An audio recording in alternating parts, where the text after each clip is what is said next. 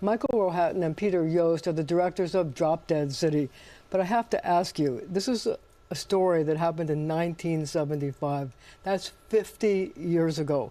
Why did you decide to look at something that happened so long ago? Go ahead, Michael. Well, Peter and I are old friends and sometimes come home from school together. And he is really a professional in this business of making documentaries and was sort of at a period where he was at loose ends.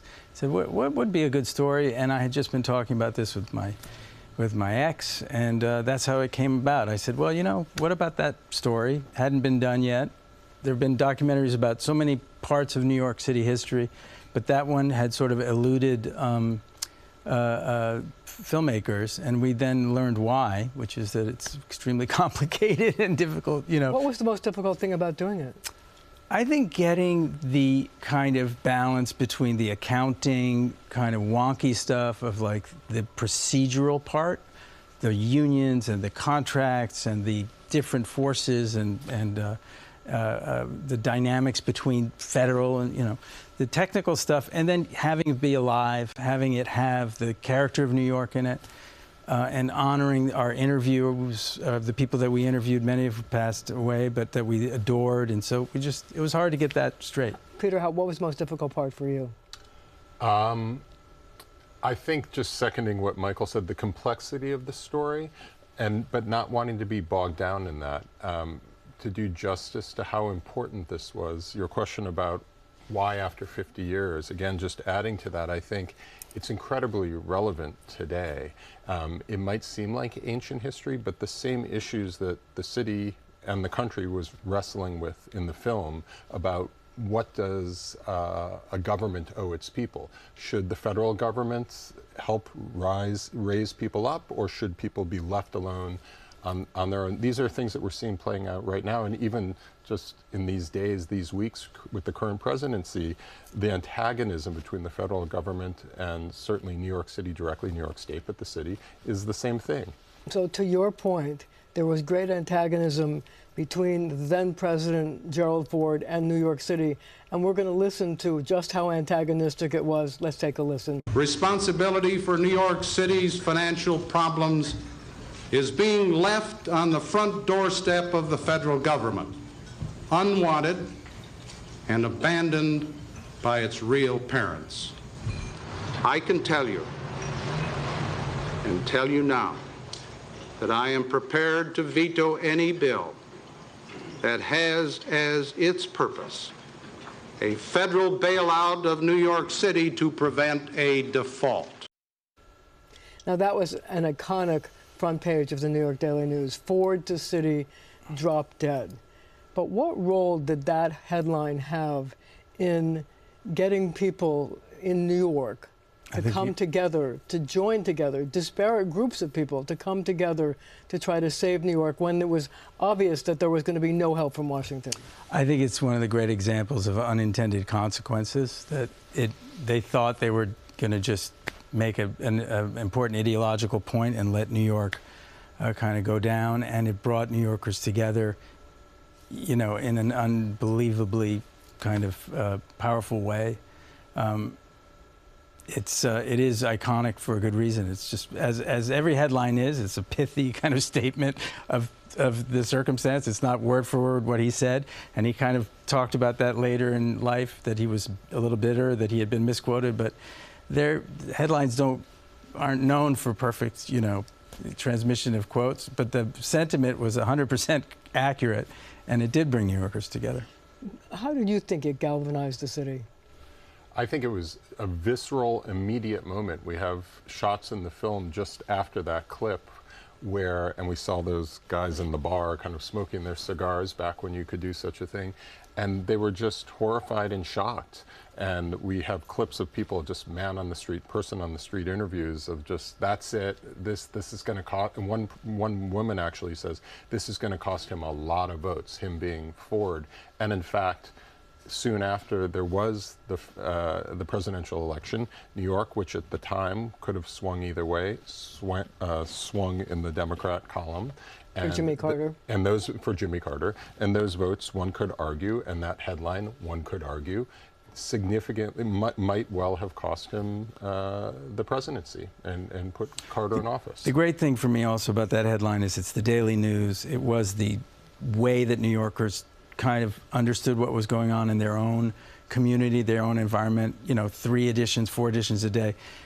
I love that we could hinge that whole story around that. We have a lot of New York Times we have some wonderful journalists from all different parts of journalism, but the news, Daily News to me, belongs in that spot. Well, people don't realize that at the time, the Daily News was the biggest circulation paper in the country. It had a circulation of, believe it or not, 3 million, which is like, when you look at the Daily News today, it's a mere shadow of itself, and most of it is done, online. Right. But at the time, it had editions that came out the night before, and it went all through the night, and it was updated 4 or 5 times before the final editions hit the street. Amazing. And it did play an important role in the life of the city at that time. Yeah, absolutely. And some of your viewers might know, but in that clip, the speech that Ford gave was actually originally written by David Gergen. And he says that he didn't think he was going to give that speech in your movie. Exactly. Right. And he wrote a very hardline speech, and he expected Ford's people to water it down and soften it and make it a little more palatable. So why do you think they didn't do that? I think one argument that we put forth in the movie, it's somewhat speculative, but I think there's some evidence to this. Ford was surrounded by a bunch of conservative Midwesterners, including Rumsfeld and Cheney, who had no love for New York City. Absolutely hated New York City and hated the quote-unquote liberal ideal that it embodied. And so they were whispering in his ear, and I wasn't in the room, I don't know, but arguably, I'm sure they had a finger on that scale. Well, they didn't like East Coast liberalism. Right. They didn't like Nelson Rockefeller. Well, he was a Republican, but right, like even he was too much. Too liberal. Exactly. It was sort of the beginning of turning to the center states for the GOP. And sort of the elites, leaving the elites on the coast. I think it was partly that. But as you point out in your movie, what this did is it brought politicians, unions, money managers like your dad, and others to come together to try to find some kind of a solution. Right. And I feel like what's great about the story is this is in many ways a very disputatious city.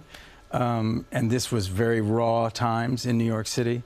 And to leave the city to sort this out for itself was probably a calculated bet on the part of the White House to think like they'll never get this figured out. And we did. The city did. The state did. Hugh Carey is an immense character in our movie for his statesmanship of, bringing Albany around. There's a lot of, kind of dissent between Albany and New York City. And then to kind of shape this kind of grand bargain between the banks and the unions buying bonds, and the banks forgiving debt, and the federal government then only if those other things were achieved, the federal government would come in. And I think that, for my father, that was kind of the great accomplishment, was to have built that thing, to have it work. Very different personalities to bring to the table. And he was able to speak to everybody in a way that they trusted him and related to him. And I think that was his achievement. Well, we're going to have to leave it right there for now, but our conversations continue right after the show on our streaming channel, CBS News New York.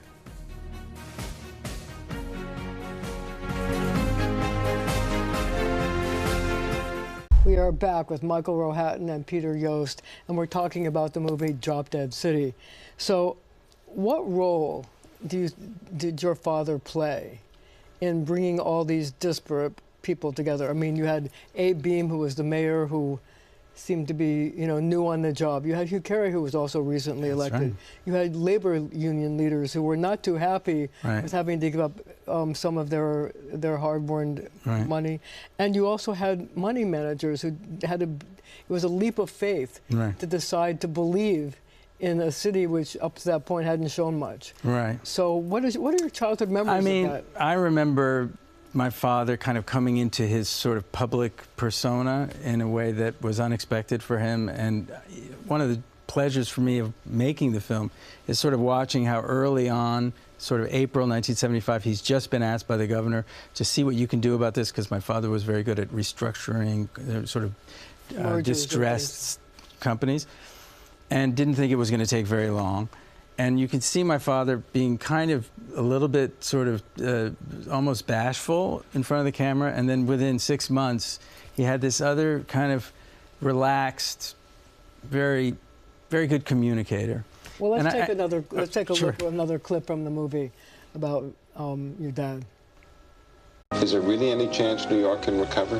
Sure. Why?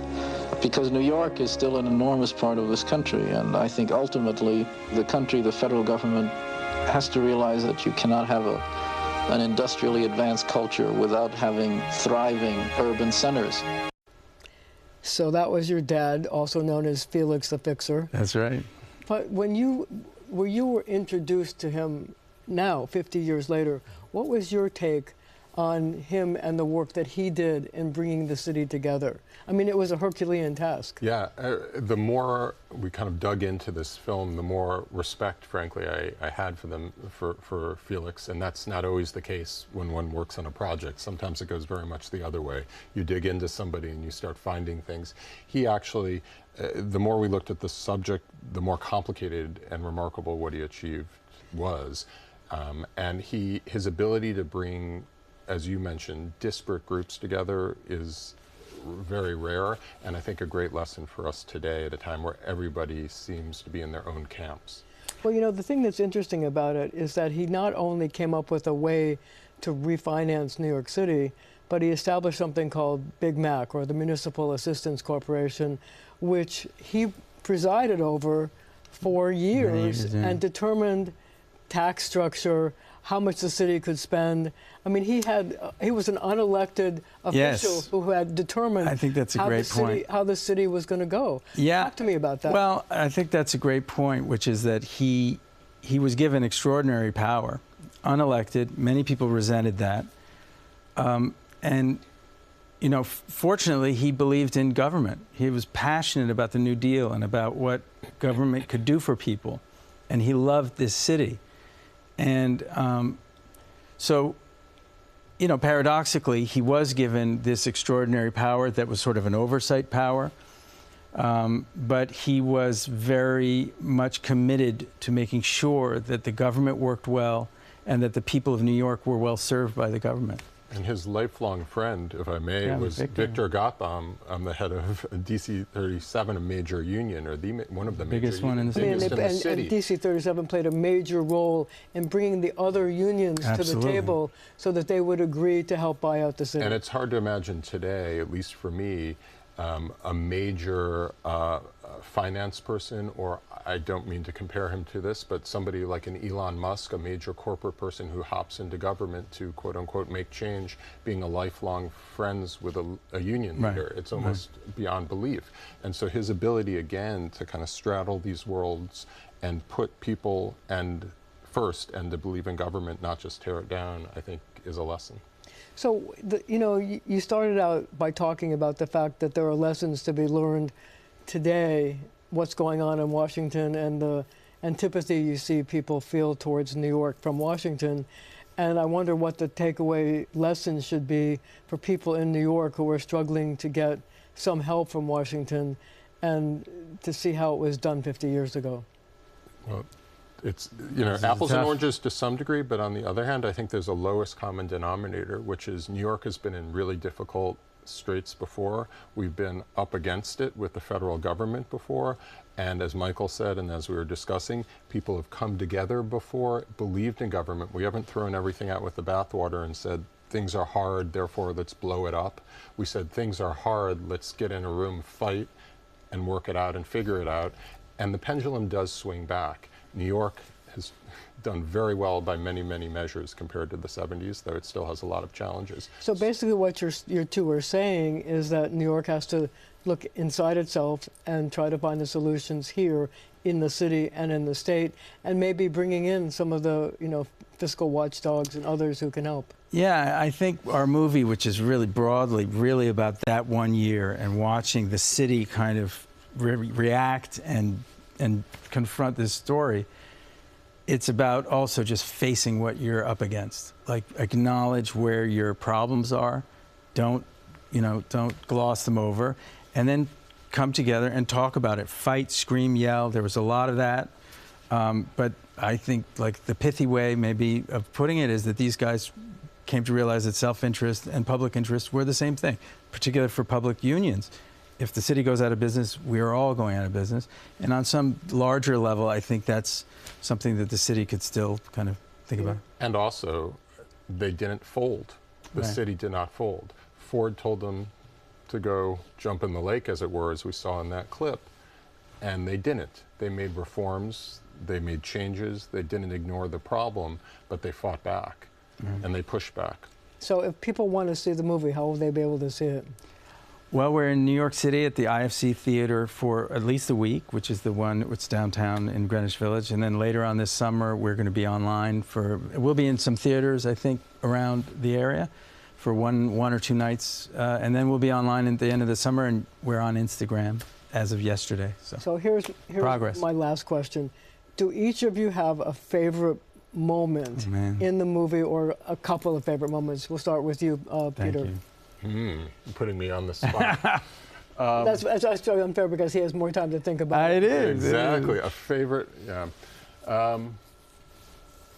As your father would say, no.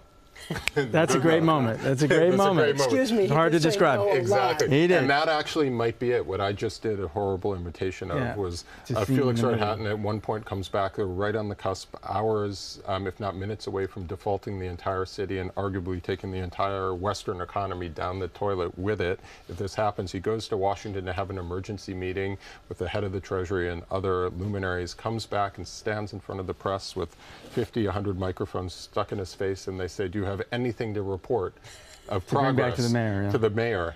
And there's a long pause, and he just says, no, and walks off. And that's it, and that's true, and the city's going to go over the cliff. Speaking truth. Speaking pretty truth. Great. So, Michael, what's your favorite? Well, I love every part of it, which was the problem. It took us about 9 years to make, and it's hard to, you have to make something shorter and shorter out of amazing things.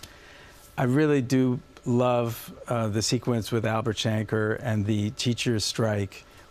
Among other reasons, we had a lot of beautiful footage of it. You get into Madison Square Garden, and you see a labor leader at his height, you know. Imagine that the teachers' union held their teachers' union meeting at Madison Square Garden. That's how big they were, and how kind of, you know, entitled, this is not the right word, important, precisely.